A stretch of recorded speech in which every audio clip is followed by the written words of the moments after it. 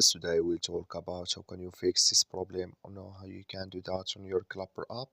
So you just follow these ways, then it's going to work with you. All you have to do in the first, you just click on settings. Then it's going to take you to this list. It's going to show for you like this. You go down here, then you click on apps. You come to apps list here. So you just switch into open video here.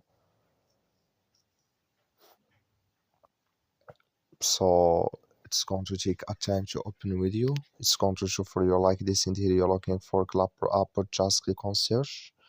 Then here at Clapper app, it's going to show for you like this. Click on it.